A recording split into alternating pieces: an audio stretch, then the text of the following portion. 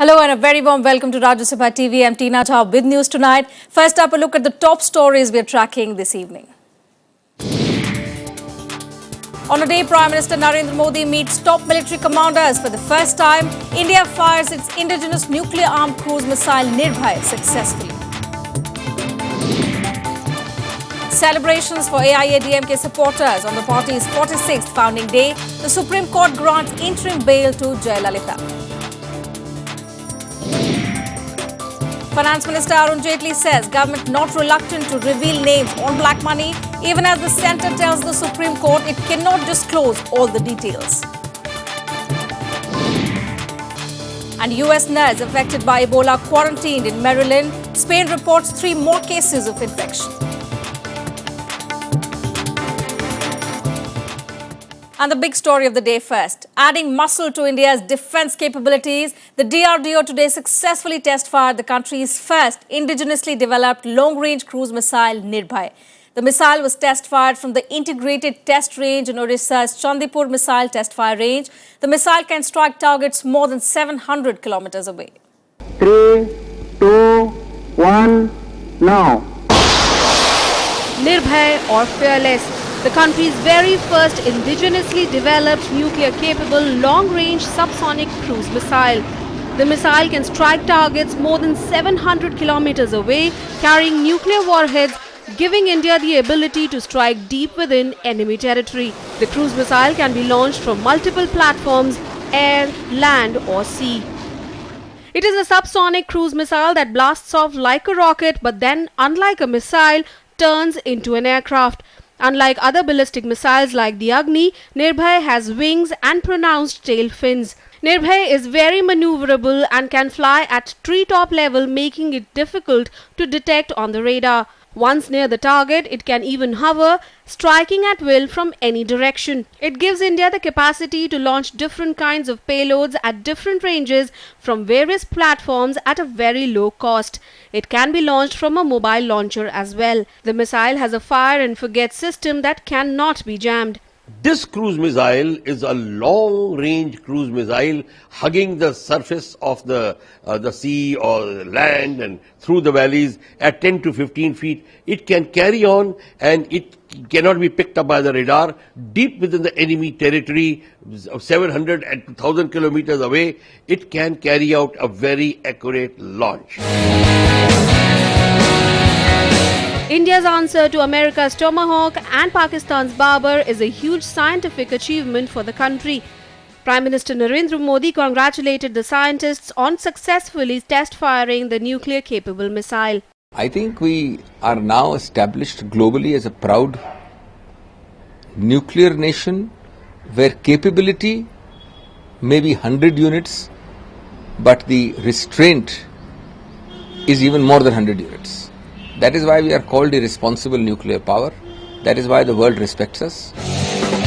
Nirbhay fills a huge void in India's arsenal. The country's forces have already inducted the 290-kilometer range supersonic BrahMos missile that was jointly developed by India and Russia.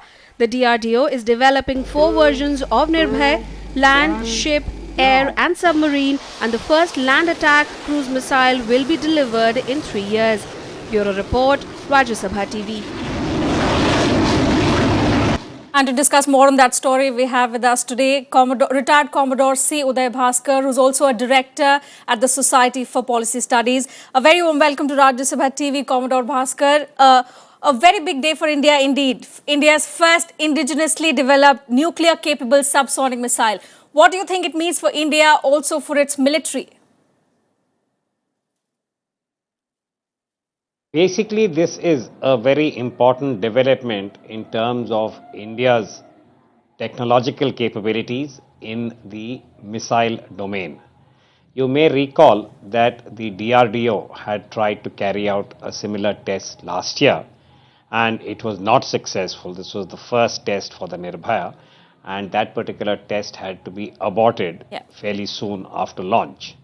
So from then to now, I think the significance lies in the fact that our scientists have been able to correct whatever errors had been noticed in the last launch.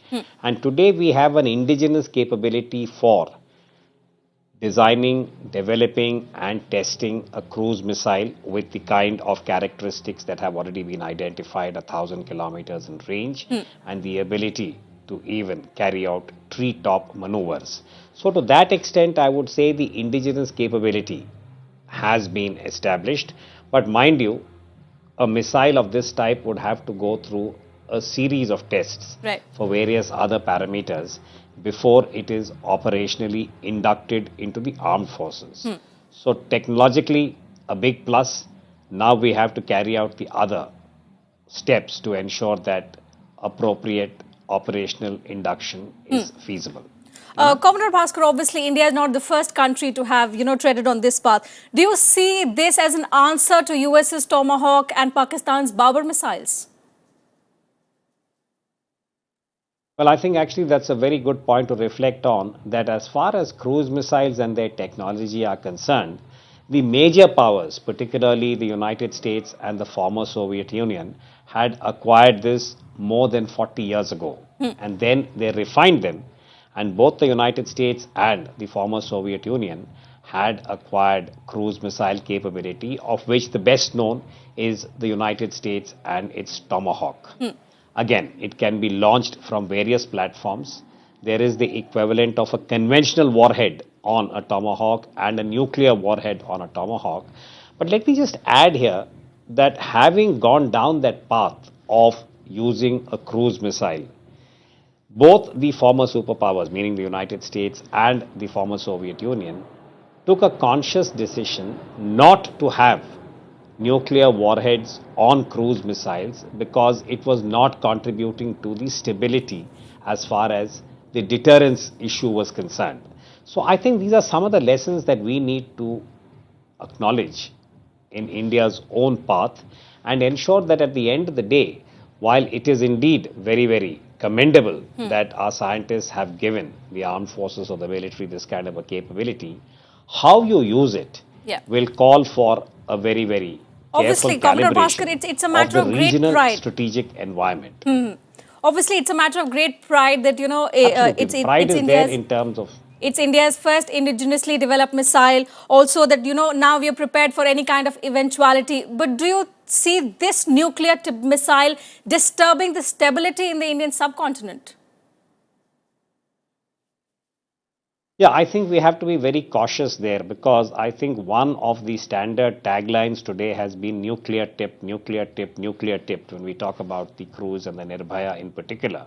I think we just need to remember that the cruise missile offers a certain tactical capability, and countries which went down the nuclear weapon path before India, after a lot of thought, came to the conclusion that it was not desirable to use a cruise missile with a nuclear tip in their inventory, which is why they have kept them conventional. So I think in the Indian context, especially because of Pakistan and the way the regional strategic environment is now unfolding, India should acquire capability, but concurrently it has to take other steps to ensure that the deterrence stability is not adversely impacted. So I think even in our media sort of discourse and commentary, we should be a little cautious and careful about how exactly we are brandishing this missile, meaning this is not the answer to anything that may happen on the line of control. I think we should be very clear about what a cruise missile can do and what it cannot do. Right, Commodore Bhaskar, thank you so much for joining us this evening and giving us that input. So, retired Commodore Uday Bhaskar telling us there that even though, it's a matter of great pride for India, it's India's first indigenously developed missile, India must tread very, very cautiously, considering the vulnerable nature of the Indian subcontinent. Moving on in the bulletin now, Prime Minister Narendra Modi today addressed top military officials at the Combined Commanders Conference in New Delhi. Modi has elaborated on his strategic vision while discussing the country's security situation. The conference focused on the recent ceasefire violations by Pakistan and incursions by the Chinese troops. Issues like preparedness of the forces and threat perceptions were also discussed. All the three service chiefs also gave elaborate presentations to the Prime Minister on the security scenario. External Affairs Minister Sushma Swaraj, Home Minister Rajnath Singh, and National Security Advisor Ajit Doval, among others, also attended the conference.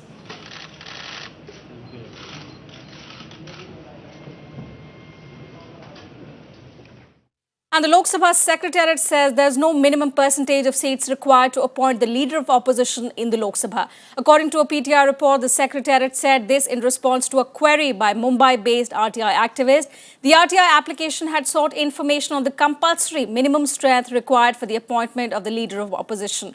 On 7th of July, Congress President Sonia Gandhi wrote to Lok Sabha Speaker Sumitra Mahajan requesting that the leader of opposition status should be given to party leader Mallikarjun Kharge. In response to her letter, the Speaker said that after considering applicable provisions and past precedents, it was not possible to accede to her request. Mahajan even said that her decision was based on several past precedents set by eminent speakers in the last 60 years.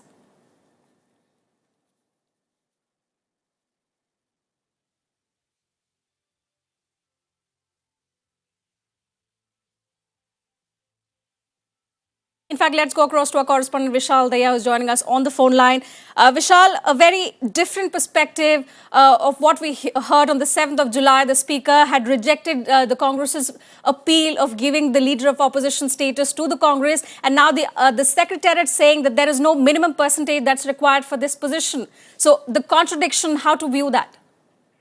Well, if you look at the entire matter which pertains or rather deals with the Congress party not getting the post of leader of opposition in the lower house, that seems to have become a closed chapter now because of a final ruling which has been given by the Speaker of the lower house. Just because of the fact that the Speaker of the lower house, that's Lok Sabha, is the final authority on taking a final call or a decision as to whether or not a political party can be given the status of the main opposition party, and its leader can be given the status of leader of opposition. But Vishal, can the Congress can the Congress party challenge this now? Well, that is a separate parallel procedure which, if the Congress party believes they want to go ahead and take a legal recourse in this action, which obviously the parties in the circles are still dwelling upon, that will definitely be an interesting point and a new twist and turn in the case. But the Speaker in her decision had clearly stated that she has gone by the past precedents which have been set. And this response which has been given by the Lok Sabha Secretariat to an RTI query clearly states that there is no minimum limit set for the number of members which should be there as far as the granting of leader of opposition post is concerned. So clearly, if you look at the statement itself, there might seem to be a contradiction, but then the Speaker had clearly said that her decision is based on the past precedents and the rules and procedures which have been set in there. So, the rule can definitely stipulate that there is no minimum, number required for giving a leader of opposition post. But then the Speaker's decision, as it was, clearly pointed out by her in a ruling, is based on the past precedents, and the past precedents pertain with those times when the Congress party was in power and there were other opposition parties, smaller parties, which were not given the status of leader of opposition. All right, Vishal, thank you so much for joining us this evening. Now, the central government today told the Supreme Court that it cannot disclose all the details about black money as it would violate the agreements on double taxation avoidance with other countries. However, Finance Minister Arun Jaitley clarified that the government was in no way reluctant to disclose the names of black money account holders and would do everything in accordance with the law to bring illegal wealth stashed abroad. The BJP government at the centre is caught in a bind over black money. Despite making election promises to bring back illegal money from abroad, the centre was forced to tell the Supreme Court on Friday that all information on the matter can't be disclosed. And if confidentiality is not to be maintained at all, then execution of treaties will become impossible. And most important, the object of this case, that is to get black money by getting information from different countries, that object will be completely defeated. According to the government, if black money details are revealed, no country will sign double taxation avoidance agreements with India. However, Finance Minister Arun Jaitley insisted that the government is not reluctant to give the names. is the present NDA government led by Shri Narendra Modi in any way reluctant to make some names public? Certainly not. It was on a petition filed by senior advocate Rajya that the Supreme Court constituted a special investigating team on black money headed by its former judge M.B. Shah. कि इसमें से नुकसान हमारे देश को होगा, इसको फायदा जो होगा वो उन बेईमानों को होगा जिन्होंने ये लूट किया है सारे देश को. But today it appears that the BJP government is again taking a somersault on this issue and saying exactly what the UPA government had said. Jethmalani said he's written to Prime Minister Narendra Modi on the issue. The Congress is taking the government to task over Friday's submission to the court. This shows the double standards and political hypocrisy of the present government. The BJP, on the other hand, insists that it's not breaking any promise to the public. Our issue today is any government is in power, we have to follow the treaty which was signed by the previous government. Regaining black money was a key election promise of the Modi government, and it was towards this end that the government even announced a special investigation team. In the earlier UPA regime, German banks released a list of Indians having accounts in their banks. Bureau Report, Rajya Sabha TV. Diwali arrived a week early for AIADMK supporters. The Supreme Court granted interim bail to party chief J. Jayalalitha. After spending 21 days in jail, the former Tamil Nadu Chief Minister will walk free, a decision that triggered widespread celebrations by the AIADMK cadres in Tamil Nadu. Double celebrations for AIADMK workers. On the party's 43rd founding day, the Supreme Court granted interim bail to their chief, J. Jayalalitha. It started as a somber day at the party headquarters. Grim-faced AIADMK leaders in black outfits ushered in the founding day when the mood changed. Party supporters burst crackers and danced on the roads, shouting slogans in praise of Amma to celebrate the Supreme Court's decision. சட்ட ரீதியாக நாங்கள் அறிவோம் மக்களால் தேர்ந்தெடுக்கப்பட்ட தலைவி அம்மா என்னைக்குமே உண்மையான தலைவி நேர்மையான தலைவி. The court, however, warned Jayalalitha against causing any delay by seeking adjournments in her appeal in the Karnataka High Court. We are also given an oral undertaking that we will file all the typeset within 2 months. That is 18th of December. 18th of December before the consent court, and we will argue the main case also.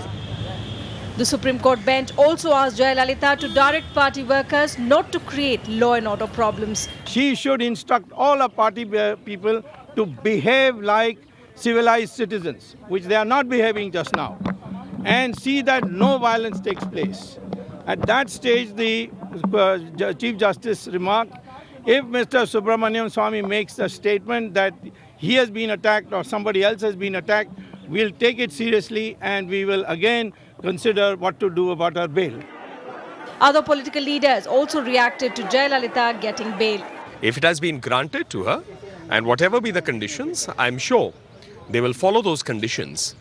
और अदालत ने जो निर्देश दिए हैं, उन निर्देशों का पालन उनको करना चाहिए और मुझे यकीन है कि वो जरूर करेंगी. Jayalalitha was sent to Karnataka's Parapanna Agrahar prison on the 27th of September. She moved the Supreme Court for bail on the 9th of October. Along with her, the court also granted bail to her close aide Shashikala and her relatives. Bureau Report, Rajya Sabha TV. Slip into a short break here. Coming up ahead on the show, Poroshenko and Putin meet on the sidelines of the Asia-Europe summit. Details to follow after this quick break. Don't go anywhere.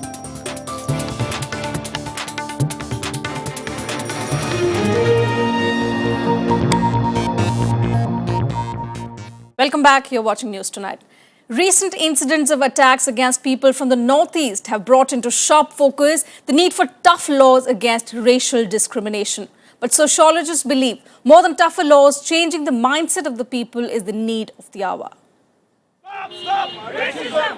Anger over racist attacks on people from the Northeast. Stop hate crime! Stop hate crime! Stop hate crime! The latest being the murder of a 24-year-old girl from Mizoram in South Delhi.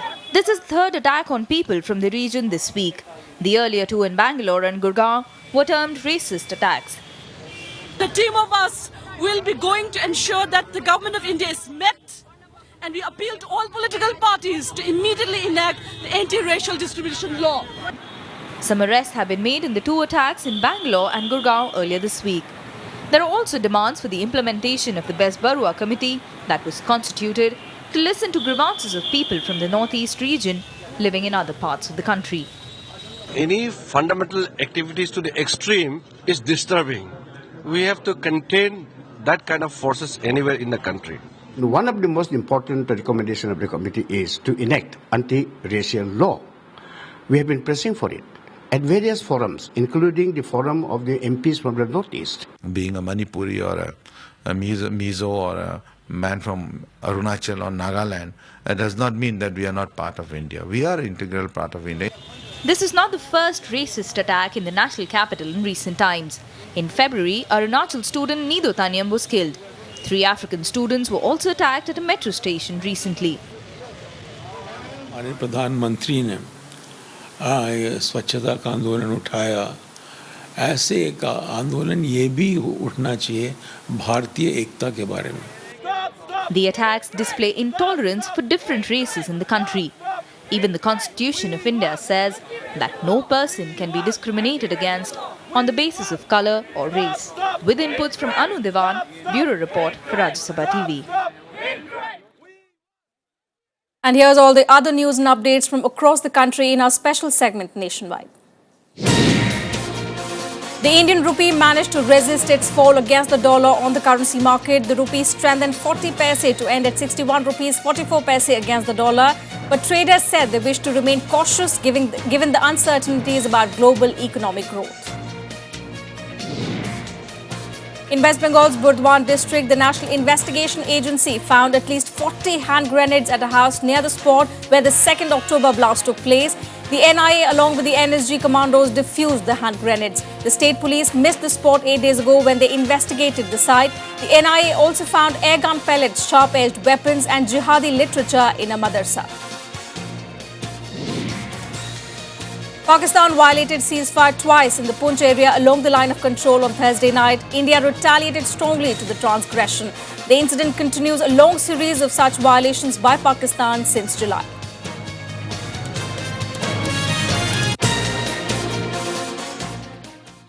And on to some international news now. The Asia-Europe summit was largely overshadowed by the elusive Russia and Ukraine talks in Milan. But the discussions over the long-running ceasefire dispute in eastern Ukraine are being seen more as a confidence-building measure than an attempt at a lasting solution.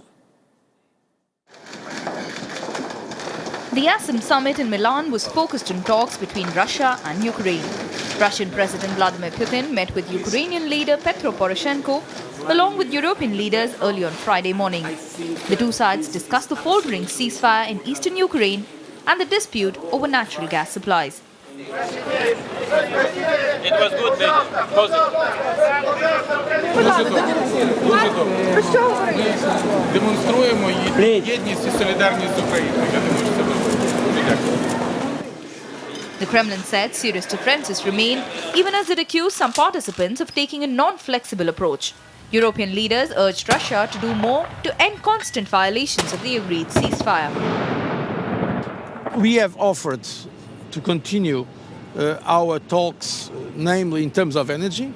So there will be today here at expert level meetings between Russia, Ukraine and the European Commission. And Vladimir Putin said very clearly that he doesn't want a frozen conflict, he doesn't want a divided Ukraine. But if that's the case, then Russia now needs to take the actions to put in place all that's been agreed, getting Russian troops out of Ukraine, getting heavy weapons out of Ukraine, and respecting all the agreements. Although little progress was made over the ceasefire situation, all parties promised further talks. The European Union insists that sanctions against Russia will remain until Moscow takes action to defuse the crisis. Bureau Report, Rajya Sabha TV. The unfolding Ebola epidemic is drawing attention to yet another aspect of the human tragedy, a danger that the caregivers, the nurses and the doctors themselves face every minute while treating the patients afflicted by the virus. On Friday, the Ebola-infected nurse from Texas was quarantined, even as elsewhere, more cases were reported from Spain.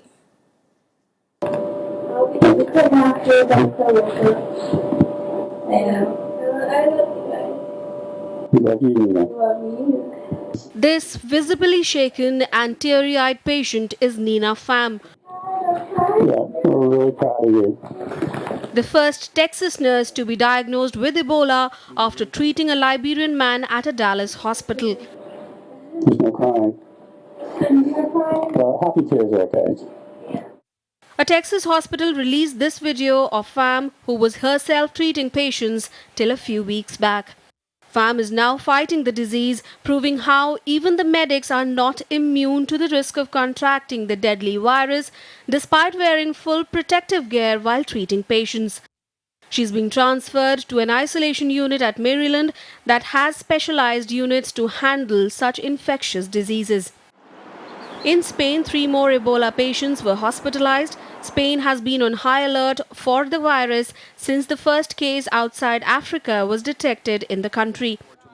Meanwhile, US lawmakers are considering a travel ban for passengers from the West African nations worst affected by the virus. The US Health Agency conceded there is a need to revise protocols to deal with the spread. Bureau Report, Rajya Sabha TV. And let's now get you all the sports news and updates in our special segment, Sports Beat. The West Indies team on Friday called off the remaining part of their India tour in the wake of a pay dispute with their cricket board. The BCCI will now take up the issue with the ICC. It could sue the West Indies cricket board for damages.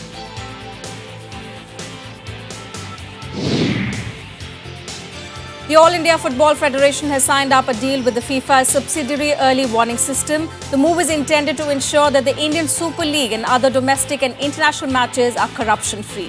The agreement covers all matches of India's professional football league for seasons 2014 and 2015.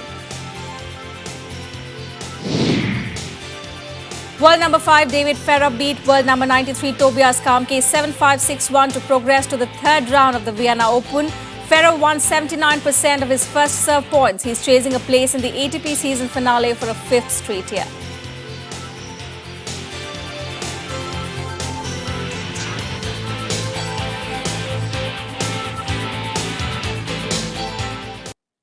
Regarded as one of the finest stage and film actresses of her times, Smita Patil appeared in over 80 Hindi and Marathi films in a career that spanned just over a decade.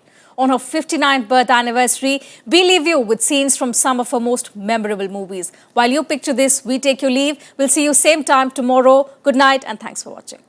बाबूजी सरकार, इस गांव में आदमी यहाँ पानी पीते, जानवर सब वहाँ। इस जानवर को यहाँ पानी मिलेगा? आदमी की तरह पानी पीने के लिए पहले झुककर हाथ फैलाने पड़ते। दीवानी मजनू खुश आई बहुत, खुश आई बहुत उस दीवाने की बातें, दीवाने की बातें, दीवाने की बातें, दीवाने की बातें। बाबा, कुछ पैसे चाहिए। पैसे चाहिए? जी। ज़बानी